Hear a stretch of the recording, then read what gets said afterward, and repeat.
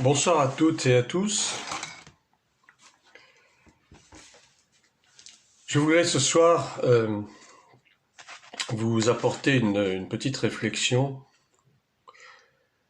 toujours bien sûr à cause des événements qui nous préoccupent actuellement, mais enfin je ne vais pas d'une façon concrète reparler encore de ce dont j'ai déjà parlé au moins dans 3 ou 4 vidéos à propos du coronavirus. Là, ce soir, je voudrais vous parler davantage de l'Église. L'état de l'Église et ce que ce problème dramatique, car il faut bien dire c'est véritablement un drame au niveau mondial, quelle leçon ce drame peut apporter à l'Église et de quelle façon ça nous interpelle en tant que chrétiens, chrétiennes, pour constater quel est l'état de notre Église actuellement, aujourd'hui, et qu'est-ce qu'il faut faire pour y remédier. Parce que, je vais vous dire franchement, l'Église ne joue plus son rôle depuis des années. L'Église n'est plus du tout, elle est plus du tout dans le coup de ce qui se passe dans la société. Elle se met carrément en dehors. Et je crois qu'il est grand temps pour elle de revenir un peu au devant de la scène, pour montrer non seulement qu'elle existe, mais qu'elle doit être une lumière pour la société. L'Église n'a pas à être repliée sur elle-même, à vivre pour elle-même, sur ses propres intérêts, de vivre en autarcie et être totalement détachée de la réalité du moment. Ce n'est pas son rôle. Et si je peux intituler ce message, je l'intitulerai ainsi: tu dois reconstruire la maison de l'Éternel. Tu dois reconstruire la maison de l'Éternel. La maison de l'Éternel, bien sûr, c'est l'Église, non pas les bâtiments, cela va de soi. Il s'agit de l'Ecclésia, c'est-à-dire ceux qui appartiennent à Christ, qui est tout à fait différent. Et je voulais, à ce titre, utiliser la lecture du livre d'Esdras. Esdras au chapitre 1. En fait, ça va assez loin, je ne vais pas tout vous lire, mais ça va au moins jusqu'à Esdras chapitre 4. Je ne vais pas le lire en entier, mais je vous donnerai les références au fur et à mesure. Je vais vous lire au moins le chapitre 1. Donc, Esdras chapitre 1, verset 1, édit de Cyrus, retour de la captivité de Babylone. La première année de Cyrus, roi de Perse, c'est-à-dire l'Iran aujourd'hui, afin que s'accomplisse la parole de l'Éternel prononcée par la bouche de Jérémie, l'Éternel réveilla l'esprit de Cyrus, roi de Perse, qui fit faire de vive voix et par écrit cette publication dans tout son royaume. Ainsi parle Cyrus, roi des Perses. L'Éternel, le Dieu des cieux, m'a donné tous les royaumes de la terre, et il m'a commandé de lui bâtir une maison à Jérusalem en Juda. Qui d'entre vous est de son peuple? Que son Dieu soit avec lui, et qu'il monte à Jérusalem en Juda et bâtisse la maison de l'Éternel, le Dieu d'Israël. C'est le Dieu qui est à Jérusalem. Dans tout lieu où séjournent des restes du peuple de l'Éternel, les gens du lieu leur donneront de l'argent, de l'or, des effets et du bétail avec des offrandes volontaires pour la maison de Dieu qui est à Jérusalem. Les chefs de famille de Juda et de Benjamin, les sacrificateurs et les Lévites, tous ceux dont Dieu réveilla l'esprit se levèrent pour aller bâtir la maison de l'Éternel à Jérusalem. Tous leurs alentours leur donnèrent des objets d'argent, de l'or, des effets du bétail et des choses précieuses, outre toutes les offrandes volontaires. Le roi Cyrus rendit les ustensiles de la maison de l'Éternel que Nebuchadnezzar avait emportés de Jérusalem et placés dans la maison de son Dieu. Cyrus, roi de Perse, les fit sortir par Mithrédate, le trésorier, qui les remit à Sheshbatsar, prince de Juda. En voici le nombre: 30 bassins d'or, 1000 bassins d'argent, 29 couteaux, 30 coupes d'or 410 coupes d'argent de second ordre, 1000 autres ustensiles. Tous les objets d'or et d'argent étaient au nombre de 5400. Sheshbatsar emporta le tout de Babylone à Jérusalem au retour de la captivité. Alors, quelques réflexions par rapport à ce très beau texte du premier chapitre d'Esdras. D'abord, on remarque que le texte nous dit que Dieu, l'Éternel, réveilla l'esprit de Cyrus, roi de Perse. Et il lui donne l'ordre de reconstruire le temple à Jérusalem. Je vous rappelle que le temple avait été détruit.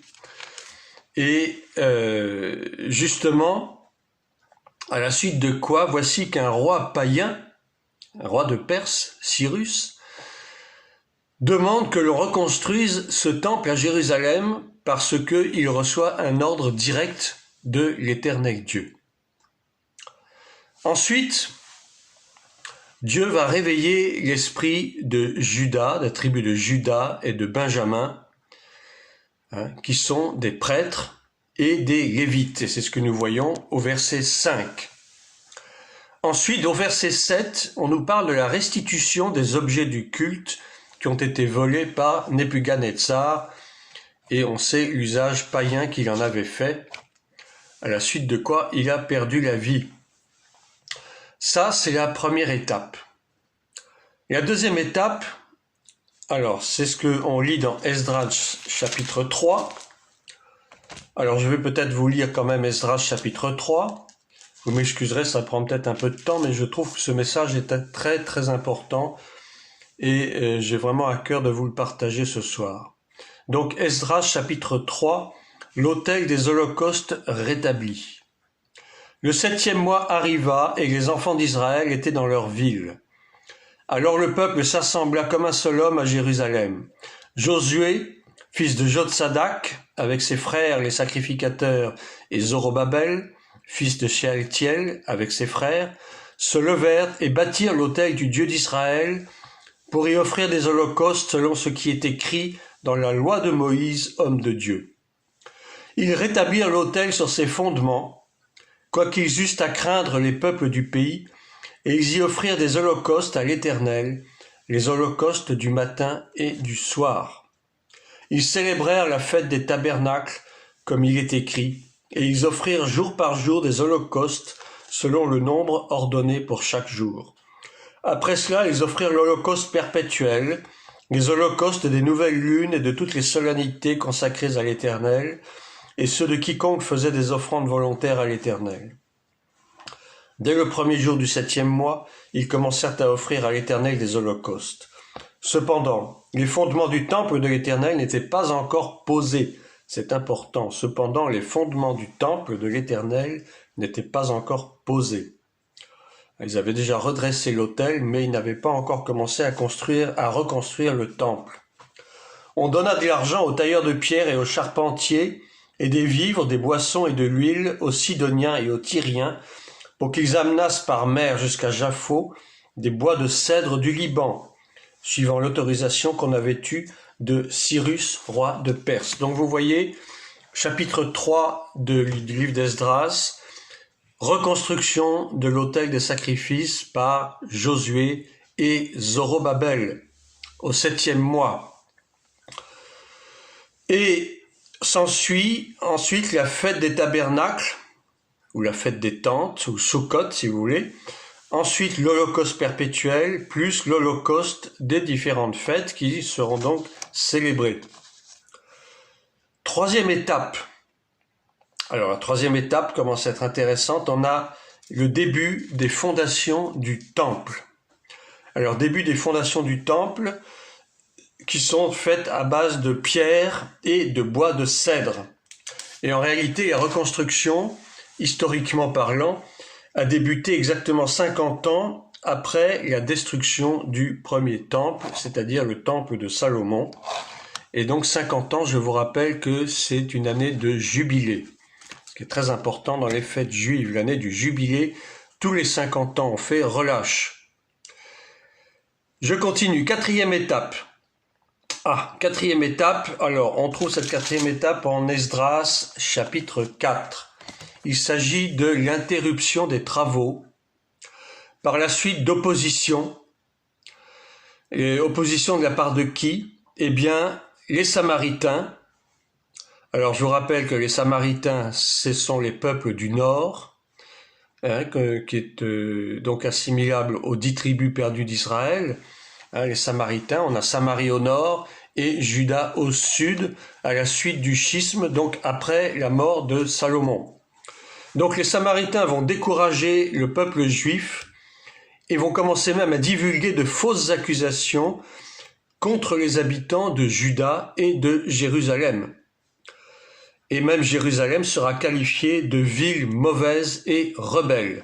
Et donc je vais vous lire une partie seulement du chapitre 4, donc, de Esdras.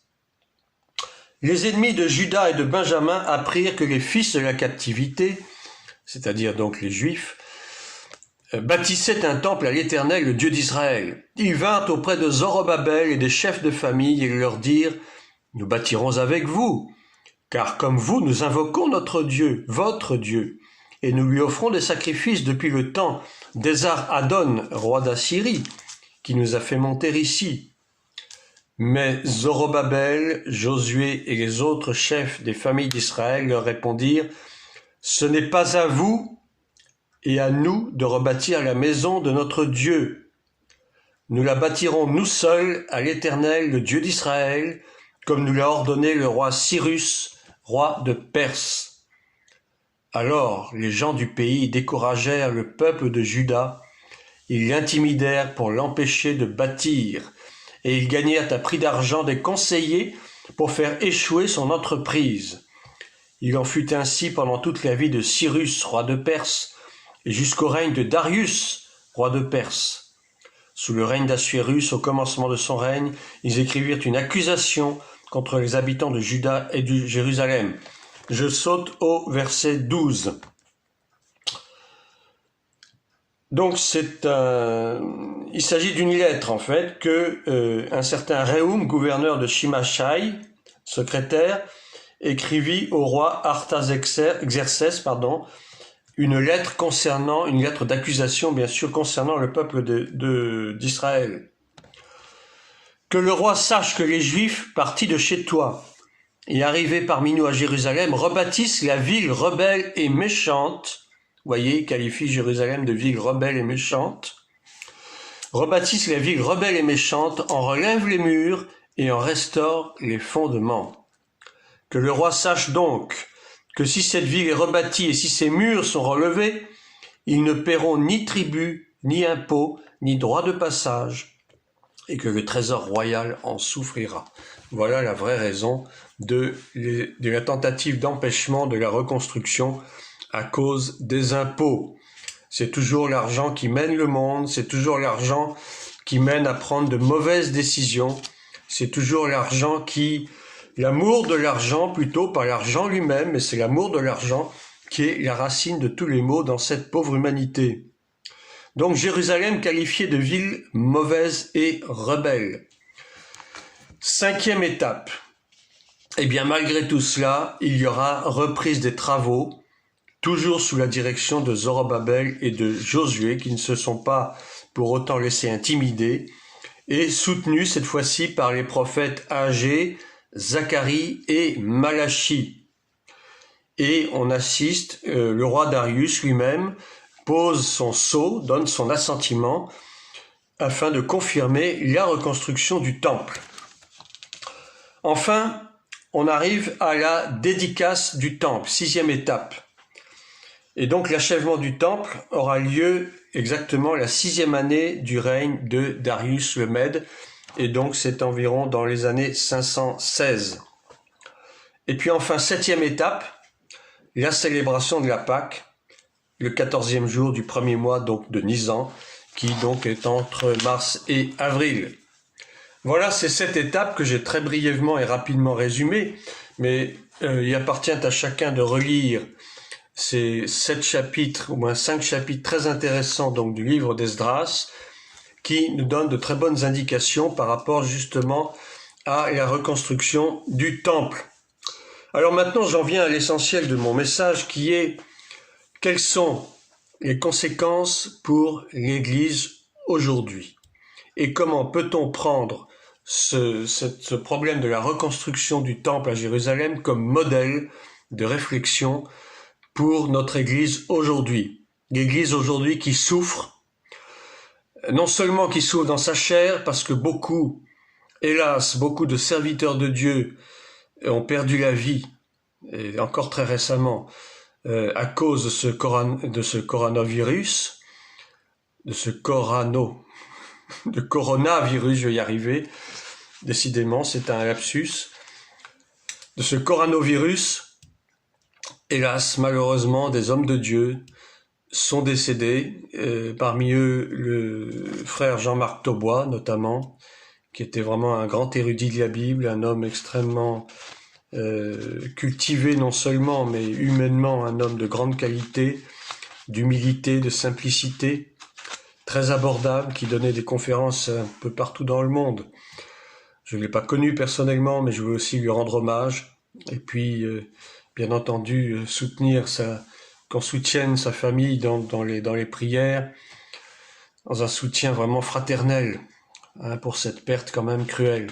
Et il y a d'autres serviteurs de Dieu. J'ai entendu encore aujourd'hui un ami qui m'a fait part d'un de ses amis qui est pasteur aussi, qui connaît depuis plus de 30 ans, qui est actuellement en réanimation et dans un état très critique. Donc l'Église souffre dans sa chair. L'Église souffre aussi à cause des persécutions dans le monde. Les chrétiens sont persécutés et malmenés à peu près dans tous les coins du monde, et pas seulement dans les pays à grande tendance islamiste, malheureusement. Alors évidemment, il y a le Burkina Faso, il y a le Nigeria, il y a le Mali, il y a la Somalie, mais il y a également la Chine. La Chine a énormément persécuté de chrétiens ces 20-30 dernières années. Et les chrétiens sont malmenés partout dans le monde. Vous me direz, oui, c'est normal, c'est écrit dans la Bible. C'est vrai que c'est écrit dans la Bible. Et c'est Paul lui-même qui le rappelle à son fils Timothée. Tous ceux qui vivront pieusement en Jésus-Christ seront persécutés. Donc l'Église souffre dans sa chair. Mais l'Église, aujourd'hui, elle souffre dans ses fondements même, parce qu'elle renie ses fondements sur la parole de Dieu. L'Église, depuis les 50, je dirais 60 dernières années, fait reposer ses fondements sur du sable et non plus sur le rocher qui est Jésus. Et ce fondement fait qu'on assiste à des tas de déviations dans l'Église. On assiste à une sorte d'église du divertissement, comme l'avait d'ailleurs très bien prêché notre frère Jean-Marc Taubois dans une de ses vidéos, l'église du divertissement. Et il avait pris pour image l'histoire du fameux veau d'or, où le peuple s'est levé pour se divertir parce qu'il n'avait plus entendu parler de Moïse depuis plusieurs mois. L'église du divertissement, l'église qui prêche des fausses doctrines, l'église qui donne de fausses prophéties. L'église ne joue plus son rôle de lumière du monde. L'église n'ose plus parler à l'extérieur, mais l'église préfère rester enfermée sur elle-même, en circuit fermé. Or, ce n'est pas ce que l'Éternel Dieu a dit, ce n'est pas ce que Jésus a demandé à ses disciples. Il leur a dit, allez et faites de toutes les nations des disciples.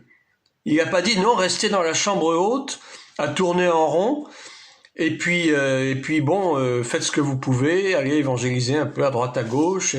Il n'a pas dit ça, il a dit, allez de toutes les nations, faites des disciples. Et ce rôle-là, l'Église ne le joue plus guère maintenant. L'Église n'est plus la voix qui doit crier dans le désert ou dans les villes. L'Église a perdu ses fondements. Et donc, je dirais que, en premier, Dieu doit réveiller ton esprit, mon esprit. Le réveil de l'Église doit commencer par notre propre réveil spirituel. Or, il faut bien reconnaître, honnêtement, que nous sommes endormis en tant que chrétiens aujourd'hui. Nous allons à l'église le dimanche, nous suivons des cultes qui se ressemblent les uns aux autres.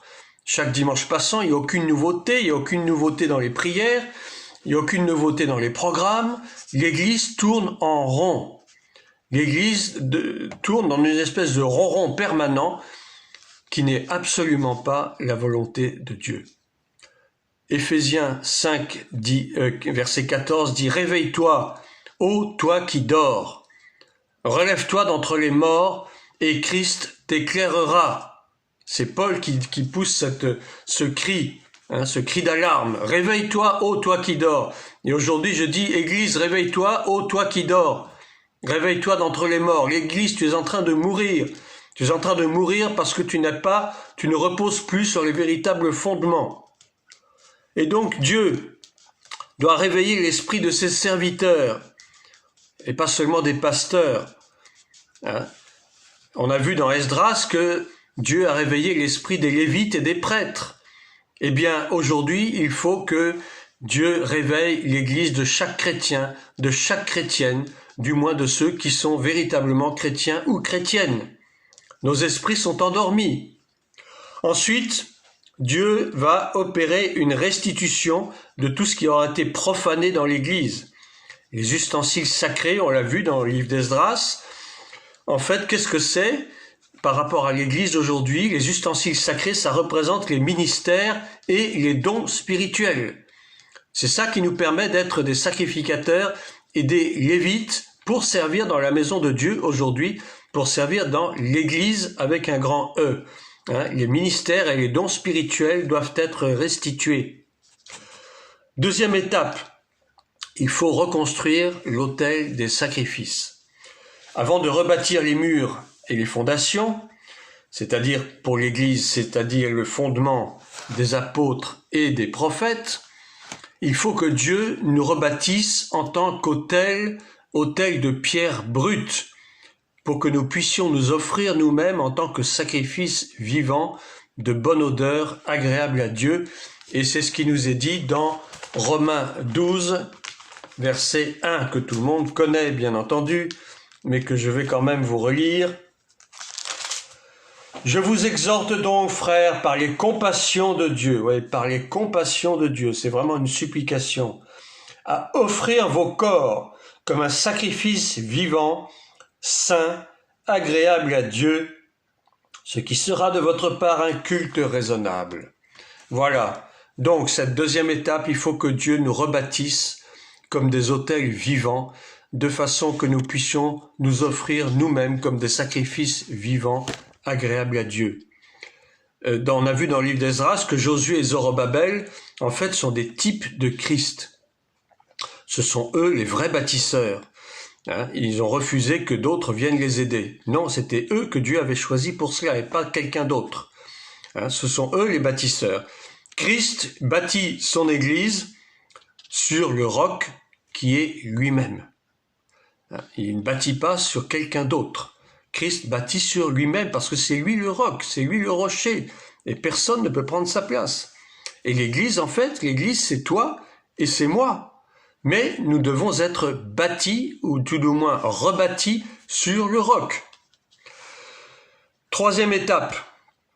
Alors, on va pouvoir débuter ensuite les fondations du temple sur les ruines de l'ancien temple. C'est un signe que l'Église a ruiné ses premiers fondements pour se pervertir dans des choses mondaines. Mais il y a quand même un reste, et ce reste est parvenu historiquement déjà par la Réforme. Et puis, il y a eu de nombreux martyrs de l'Évangile. Il y a eu les Huguenots, il y a eu d'autres chrétiens qui ont été pourchassés déjà à l'époque, au XIVe, XVe, XVIe siècle. Mais c'était un reste. Il y a eu un reste que Dieu a gardé, a mis de côté pour que les fondements puissent être rebâtis. Ces martyrs de l'Évangile. Ensuite, la Réforme, il y a eu les premiers réveils un peu partout en Europe. Et c'est sur ces restes que Dieu va rebâtir l'Église des derniers temps. Ces derniers temps où nous sommes en plein dedans. Dont la gloire sera supérieure à la première. Le matériau qui sera utilisé, d'après Esdras, c'est la pierre et le bois de cèdre. Alors, qu'est-ce que ça veut dire pour nous, symboliquement? Eh bien, le bois et le bois de cèdre et la pierre, ce sont des symboles de force et de longévité. Le cèdre, qui se dit en hébreu Eres, ça signifie être ferme, être fort. C'est un bois qui sert essentiellement à la construction et qui résiste, c'est sa particularité, qui résiste aux insectes et aux vers. Il sécrète une résine qui est une sorte d'huile qui a de grandes vertus médicinales, des vertus notamment antiseptiques et cicatrisantes. Donc vous voyez, il y a une notion de guérison dans le bois de cèdre. Les fondements de l'Église sont rebâtis avec du bois de cèdre parce que c'est par l'Église que nous pouvons obtenir la guérison. Ce ne sont pas les bâtiments, j'insiste encore une fois, je parle de l'Église en tant que corps de Christ. Des chrétiens, des chrétiennes qui ne font pas partie du corps de Christ n'appartiennent pas à Christ. Et il n'y a qu'en appartenant à Christ que nous pouvons recevoir la guérison, précisément. C'est un bois, donc le cèdre est un bois de purification. C'est un bois qui sécrète donc une sorte d'huile que l'on pourrait assimiler à l'huile de l'onction qui guérit. Et le bois, eh bien, ça représente tout simplement le bois de la croix, du sacrifice de Christ, par lequel aussi nous avons obtenu la faculté de guérison. L'Église, pour être rebâtie, a besoin d'une part de l'onction et de la repentance, sans laquelle elle ne pourra jamais tenir ferme. Ensuite, la pierre qui se dit en hébreu ébène, eh bien, ça représente tout simplement Christ, le véritable fondement. Voilà, donc la construction doit se faire avec de la pierre et avec du bois de cèdre. Quatrième étape, les oppositions. Évidemment, il y aura des oppositions et il y en a et il y en aura. L'ennemi va toujours s'opposer à l'Église de Jésus-Christ, tout comme il s'est opposé à la femme en Éden déjà, pour commencer. Il y aura toujours des Samaritains qui vont s'opposer au peuple de Juda, aujourd'hui le peuple de Dieu, en utilisant la calomnie, le mensonge, les on-dit, pour provoquer la division et le découragement du peuple. Tout cela pourquoi? Eh bien, tout simplement pour retarder ou faire perdre du temps ou essayer de faire péricliter le projet de reconstruction et du même coup faire perdre des âmes, car c'est ça le plus important. Si l'Église doit être rebâtie sur les véritables fondements, c'est pour que des âmes soient sauvées, ce n'est pas pour notre propre plaisir. Et donc Jérusalem sera qualifiée de ville mauvaise et rebelle, et aujourd'hui l'Église est souvent qualifiée de mauvaise et rebelle. Et je dirais peut-être entre parenthèses, c'est peut-être parce que justement elle ne joue pas assez bien son rôle. Il s'agirait peut-être de se remettre en question. Cinquième étape, les travaux vont finalement reprendre malgré tout cela, si et seulement si on laisse Christ prendre la direction des opérations. La destinée prophétique de l'Église doit se confirmer en tant que lumière du monde. Dieu va donc susciter des prophètes qu'il aura lui-même établis, qui ne vont pas s'établir eux-mêmes, mais qu'il aura lui-même établis et formés afin d'encourager le peuple à demeurer fidèle dans sa mission qui est d'évangéliser. Allez et faites de toutes les nations des disciples. Il y aura également des rois, comme Darius, qui approuveront et encourageront l'Église à persévérer, c'est-à-dire donc des chefs d'État, des princes que Dieu va susciter, et ça a peut-être déjà commencé, notamment aux États-Unis, qui seront des amis de l'Église et en même temps des amis d'Israël. Sixième étape, la dédicace du temple. Eh bien, c'est le temps de la consécration de nos vies en tant que temple du Saint-Esprit, qui sera le signe de l'achèvement de l'œuvre de Christ sur cette terre, c'est-à-dire du perfectionnement des saints en tant qu'épouse, sans tache, ni ride, ni rien de semblable. Cette dédicace, c'est celle de nos cœurs, entièrement soumis à Dieu par la circoncision et par l'obéissance à sa loi sans réserve. Et enfin, septième et dernière étape, la fête de la Pâque, le Pessah en hébreu, 14e jour du premier mois de Nisan. Ça représente le nouveau départ dans une nouvelle direction, toujours sous la conduite de Zorobabel, c'est-à-dire en fait de l'image de Christ en tant que libérateur. À chaque fois que le peuple d'Israël célèbre la Pâque, cela implique un changement radical. Israël gardera toujours en mémoire sa captivité en Égypte et la première Pâque a célébré donc sa libération. Chaque Pâque célèbre une libération, une délivrance d'un esclavage. Aujourd'hui, l'Église doit se libérer de l'esclavage de la religion, des coutumes, de l'idolâtrie, afin d'être trouvée fidèle dans sa mission et son engagement à Christ. Voilà, je termine sur ces quelques mots pour vous dire que ne perdons pas courage dans ces temps de tribulation extrême, et encore je crois que nous en sommes presque qu'au début. Je ne veux pas être pessimiste, mais enfin, il ne faut pas s'attendre à ce que le monde aille très bien du jour au lendemain. Mais ne perdons pas courage au milieu de ces tribulations. La tribulation du monde, c'est déjà, pour commencer, la tribulation de l'Église. Le Seigneur veut juger ses enfants, non pas pour leur faire du mal, non pas pour les tuer, non pas pour les éliminer, mais il veut juger de notre capacité à rester ferme dans la difficulté. Il veut juger de notre capacité à demeurer fidèle et obéissant malgré tout ce qui s'en vient, malgré tout ce qui est déjà venu et malgré tout ce qui va encore venir. Ne restons pas découragés, ne restons pas repliés sur nous-mêmes, mais faisons effort pour montrer que nous sommes l'Église. On dit on va à l'Église, ça ne veut rien dire. En fait, nous sommes l'Église. Nous sommes des hommes et des femmes qui devons, avec maturité, affirmer que nous sommes l'Église, que nous sommes la lumière du monde, et que dans ces temps difficiles, nous devons montrer, non seulement à nos frères et aux sœurs, mais surtout à ceux qui ne font pas partie de l'Église, leur montrer qu'il y a un Dieu bienveillant, mais aussi un Dieu juste, qui peut déchaîner sa colère, mais qui est un Dieu de justice, et qui est surtout un Dieu d'amour.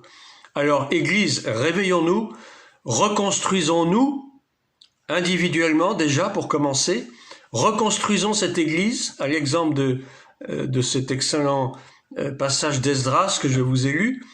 Ne perdons pas courage et nous aurons la victoire quoi qu'il arrive. Que Dieu vous bénisse et à une prochaine fois.